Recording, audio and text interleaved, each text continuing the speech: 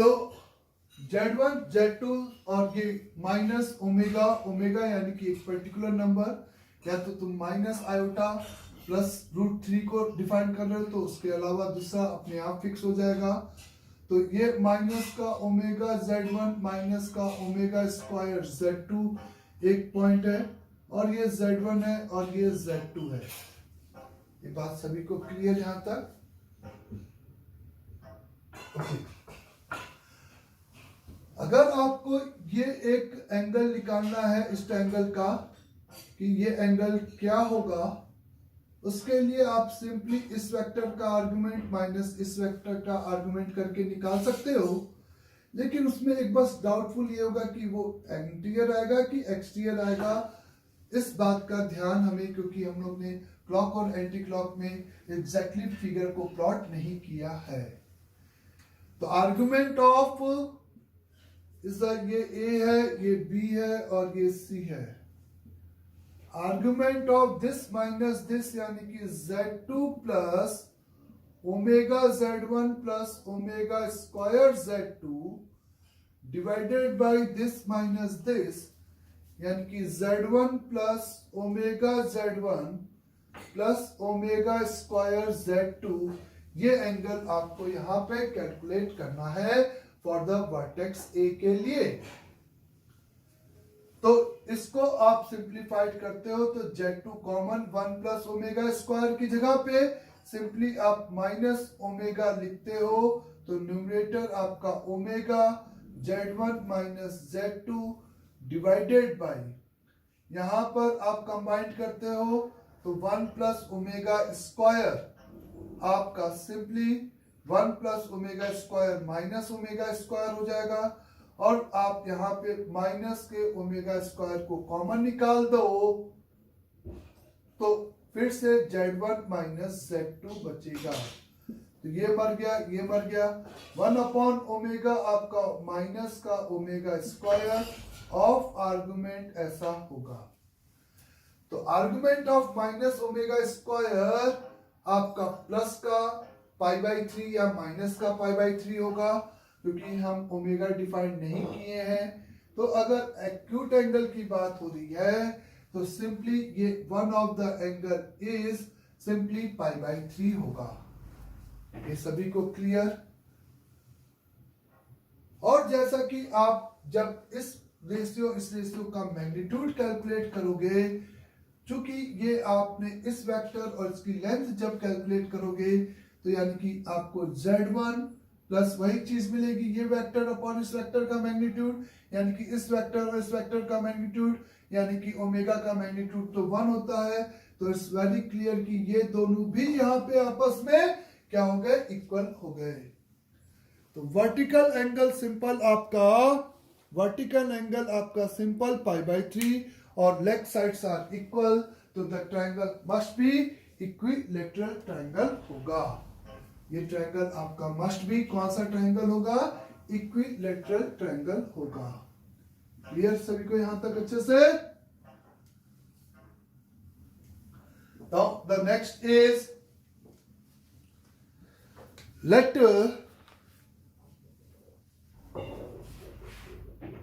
Omega या W is, जब मैं ओमेगा बोलता हूं तो उस क्वेश्चन में omega is complex cube root of unity है, W एक सिंबल है जैसे Z है।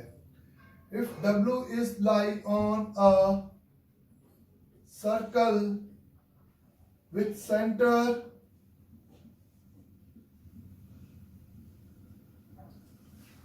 at origin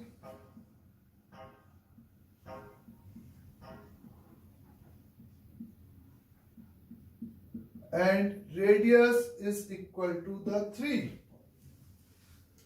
then find the length of curve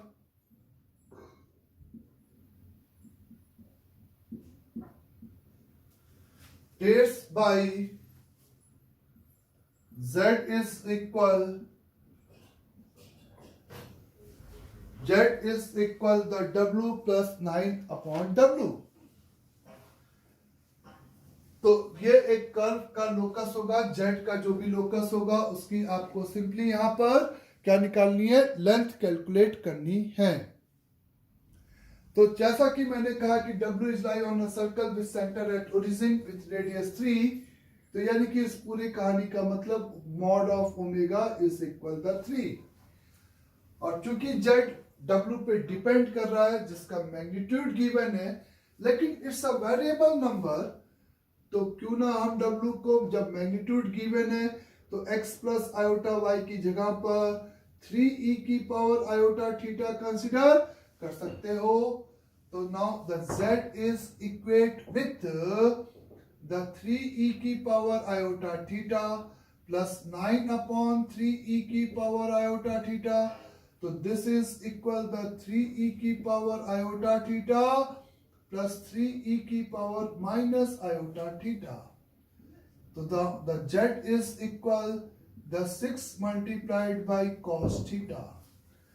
तो z का जो लोकस होगा वो एक प्योरली रियल नंबर है जिसमें हम थीटा को वेरी करेंगे, तो वो एक प्योरली रियल नंबर माइनस के 6,0 से स्टार्ट होकर 6,0 पे जाके खत्म होगा, क्योंकि 6 cos theta is always, theta को वेरी करोगे तो is a purely real number होगा। तो आप कह सकते हो कि the length of the tracing of the curve is a 12 unit. Answer इस कितना हो जाएगा बच्चे, 12 यूनिट। डिस्टेंट की problem,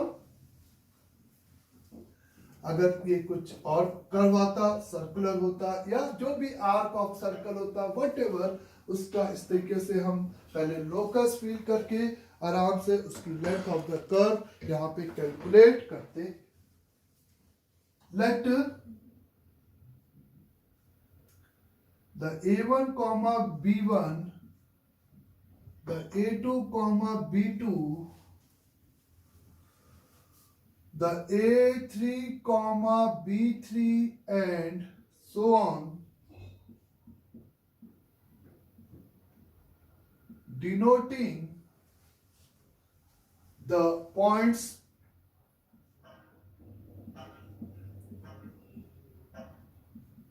on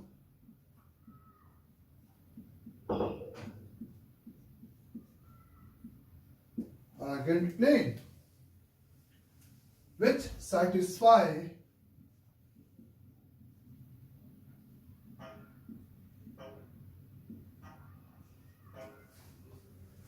is the point an plus 1 comma bn plus 1, यानी कि इस पॉइंट का रियल पार्ट और ये imaginary part is equate with the root 3 an minus bn comma the root 3 bn plus an for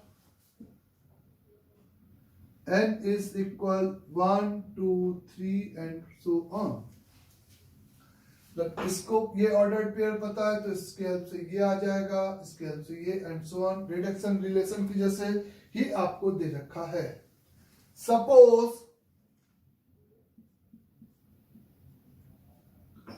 is A100 comma B100 is 2,4, then find the A1 plus B1।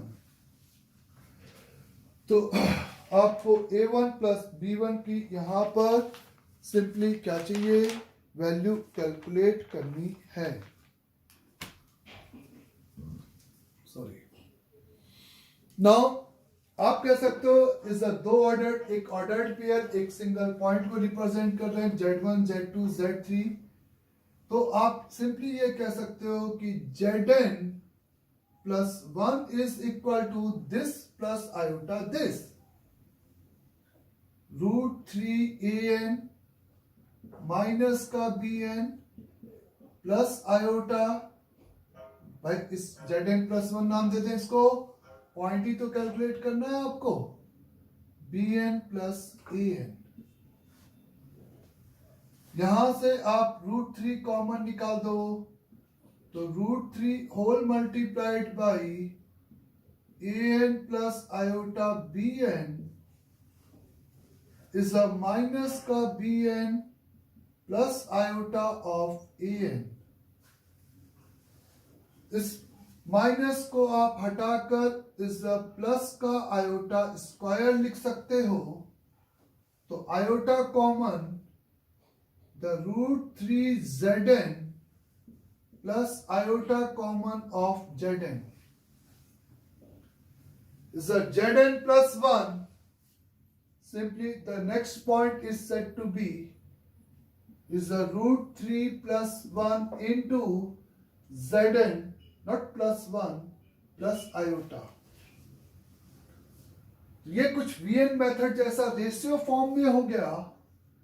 zn plus 1 upon zn is equal the √3 plus iota, जिसमें आपको A100 यानी कि Z100 और Z1 की बात हो रही है। तो आप n की जगह पे 1 2 3 अप टू 99 पुट करते हो, तो ये Z का 100 अपॉन Z का 1 √3 प्लस आयोटा की power 99। The Z1 is equal the 2 plus 4 iota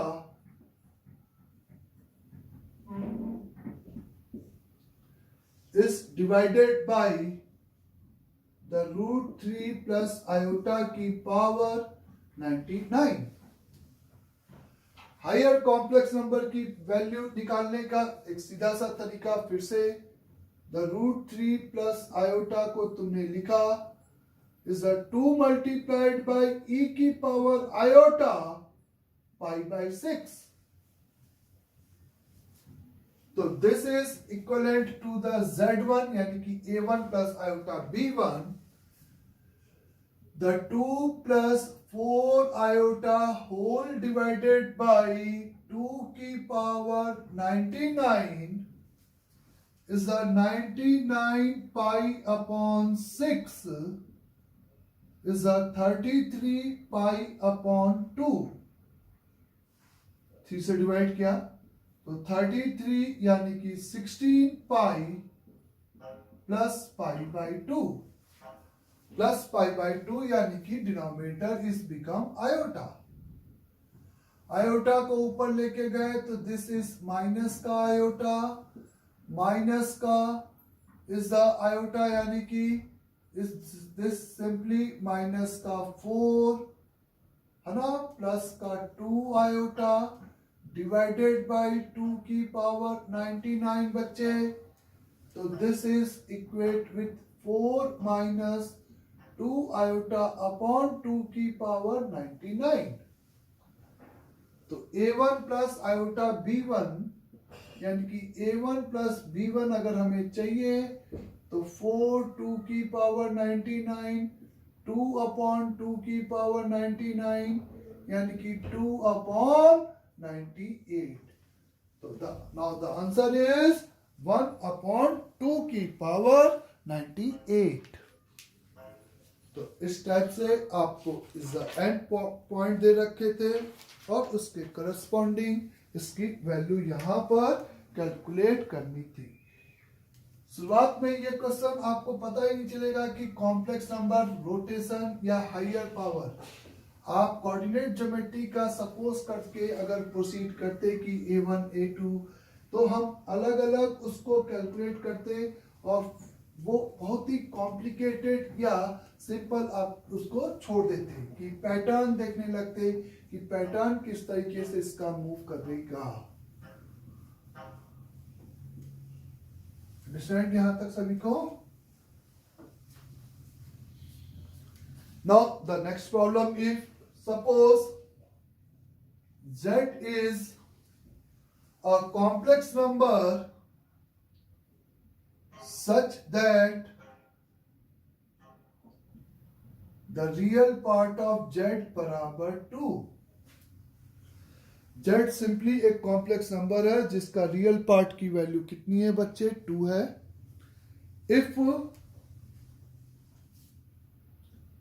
if the area of triangle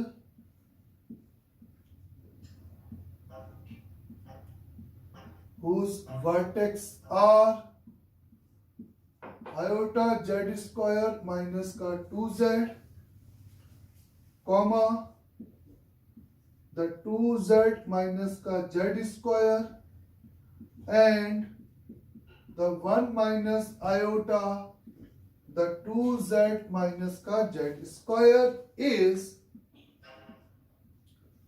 the 16 square unit. Then find mod of z. z एक कॉम्प्लेक्स नंबर है जिसका रियल पार्ट सिंपली 2 है और ये एक triangle के वर्टेक्स है। ये सिंपली एक ट्रायंगल के वर्टेक्स हैं बच्चे। तो उस ट्रायंगल का एरिया अपन को गिवन है। तो एक तो एरिया का फॉर्मूला भी पता है। अगर तुम थोड़ा सा इसमें ज्योमेट्री देखो, भाई इस कॉम्प्लेक्स नंबर के मल्टीप्लाई फैक्टर ही लिखे, तो क्यों ना हम सबसे पहले the 2z minus z square को एक बार नाम देते हैं जेड नॉट। तो हम पहले जेड नॉट के टर्म में बात करें तो उस ट्रायंगल की बात कर रहे हैं जिसका एक वर्टेक्स जेड नॉट है बीच वाला। अगर ये जेड नॉट है तो ये माइनस का आयोटा जेड नॉट है और तीसरा आपका 1 माइनस आयोटा का जेड नॉट है। तो इस पिक्चर में ये बात क्लियर है कि जेड नॉट अगर आर्गन प्लेन में ये पॉइंट है तो माइनस आयोटा जेड नॉट, यानी कि उस जेड नॉट को माइनस आयोटा से मल्टीप्लाई कर देने का मतलब कि वो π/2 एंगल क्लॉकवाइज डायरेक्शन में रोटेट हो जाएगा। तो ये आपका माइनस आयोटा जेड नॉट आएगा और 1 माइनस आयोटा जेड नॉट यानी कि जेड नॉट और इसका सम ऑफ द वेक्टर। तो इस लेग और इस लेग को पैरेललोग्राम कंप्लीट किया जाए तो ये सिंपल 1 माइनस आयोटा का जेड नॉट होगा। तो एक ट्रायंगल जिसके ये 3 वर्टेक्स है उसका एरिया वही होगा जो इसका एरिया होगा और ये लेंथ इक्वल। तो ये पैरेललोग्राम की जगह पे स्क्वायर बनेगा। आपको इस ट्रायंगल का एरिया गिवन है तो वो सेम होगा। तो half into mod z naught का square is equate with 16। The mod z naught is equate with is a 4√2। यहाँ पे अपन ने z नॉट की जगह पे पुट कर दिया 2z minus z square is equal to 4√2। तो आपको मॉड z अगर चाहिए तो मॉड को यहाँ पे तो डिस्ट्रीब्यूट नहीं कर सकते। तो अब आपको वो इसका लोकस निकाल के मॉड जेड की वैल्यू निकालनी पड़ेगी, या लोकस जिसका रियल पार्ट जेड यानी कि एक्स फिक्स है तो y एक पर्टिकुलर फिक्स हो सकता है। तो सिंपली z को मैंने 2 प्लस आयोटा y कंसिडर कर लिया। 2 प्लस आयोटा y माइनस इसी का स्क्वायर यानी कि 4 माइनस का y square plus 4y iota का mod. The 4 minus y square plus this. तो यहां से अगर अपन देखें तो 4 और 4 कैंसिल बच्चे। इज अ प्लस का y square is a 2 iota y minus 4 iota y minus का 2 iota y is equal to 4√2। Y एक रियल नंबर है तो यहां पर इसको सिंप्लीफाइड करते हो तो सिंपली y की power 4 plus 4y square is equal to 32। तो y square square plus 8 minus y square minus 4 is equal to 0। Y real है तो ये पार्ट नॉट अलाउड बी 0, तो y is equal plus minus 2। यानी कि इस पूरी कहानी के लिए केवल दो ही z होंगे, आइदर 2 प्लस 2 आयोटा और द 2 माइनस 2 आयोटा, और इस दोनों का ही मैग्नीट्यूड सेम है, तो ये सिंपल आप कह सकते हो आंसर की वैल्यू 2√2 हो जाएगी। इज द मॉड z की वैल्यू, मॉड ऑफ z का वैल्यू इज सिंपली द 2√2 के बराबर यहां पर होगा। 2√2 के क्या होगा? जस्ट इक्वलेंट होगा। क्लियर ये बात भी सभी को अच्छे से?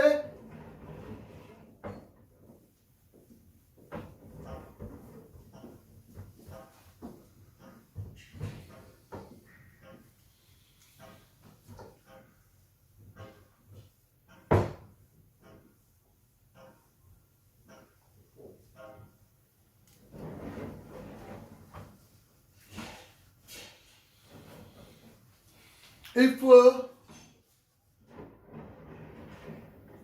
small a comma b comma c are the distinct,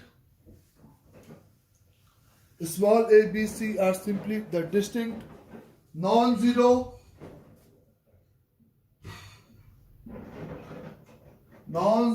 complex number such that the mod of A is equal, the mod of B is equal mod of C, and if the Z1 and Z2 are the root of is a AZ square plus BZ plus C बराबर 0, such that mod Z1 is equal to 2, then value of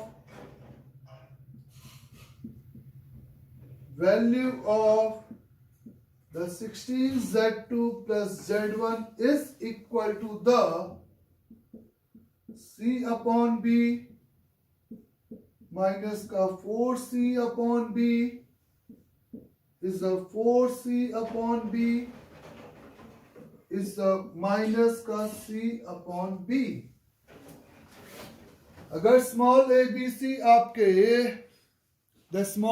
सी आपके distinct non zero complex number है जिनका magnitude आपस में equal है, इस quadratic के जो दो रूट हैं वो सिंपली Z1 एंड Z2 हैं, तो आपको यहां पर 16 ऑफ दिस की वैल्यू सिंप्लीफाइड करनी है।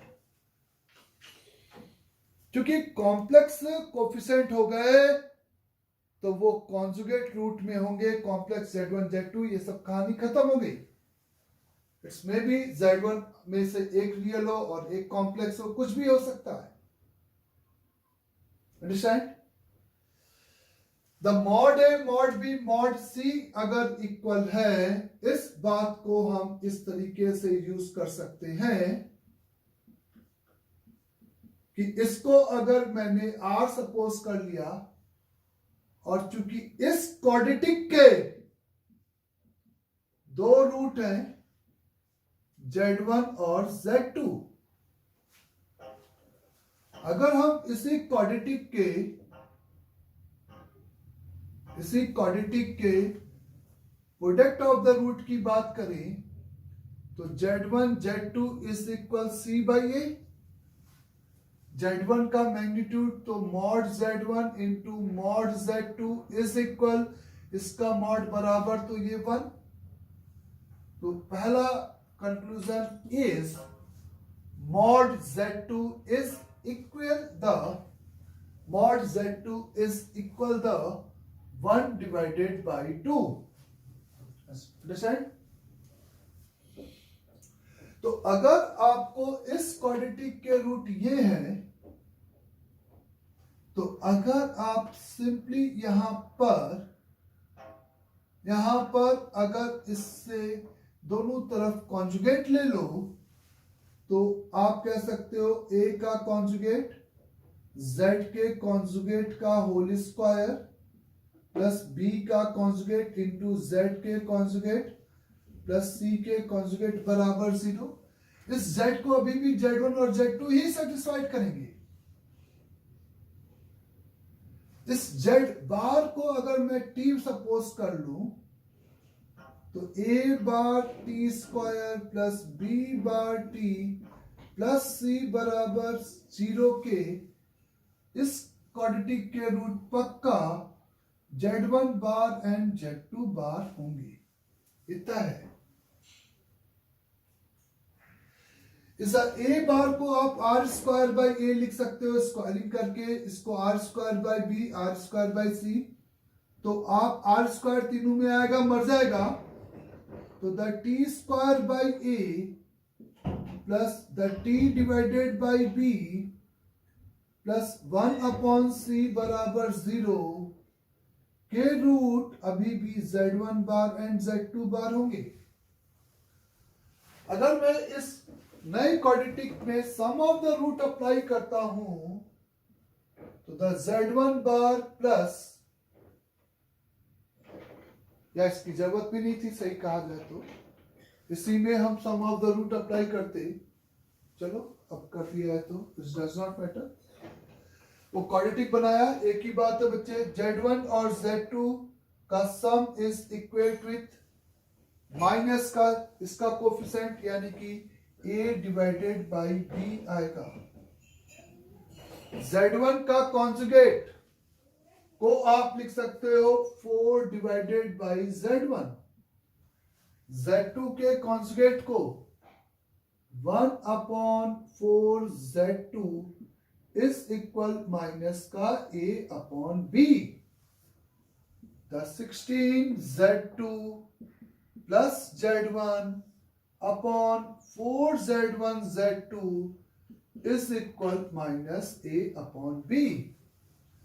the z1 z2 हटा दो, इसकी वैल्यू आ जाएगी, तो the 16 z2 plus z1 minus का a upon b multiplied by 4 c upon a से a मर गया, माइनस का 4c upon b। तो the 16 z2 plus z1 is equivalent to the minus का 4c divided by b।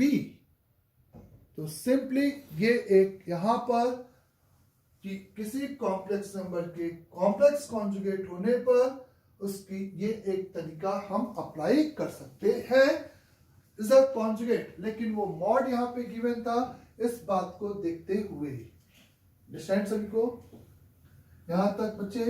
इसके अलावा अगर आप ऐसे नहीं प्रोसीड करते तो आप कहते हैं कि फर्स्ट क्वाड्रेटिक के 2 रूट हैं, तो सीधे इस क्वाड्रेटिक के लिए sum of the root and product of the root लगाते तो माइनस का b बाई a लिखते। z1 को सबसे पहले लिखते is a 4 divided by z1 का कॉन्जुगेट प्लस यहां पे आप लिखते 1 अपॉन 4 z2 का conjugate is equal to minus b by a। LCM लेते तो 16 z2 का कॉन्जुगेट प्लस z1 का कॉन्जुगेट अपॉन 4 z1 का कॉन्जुगेट z2 का conjugate is equal to minus b by a।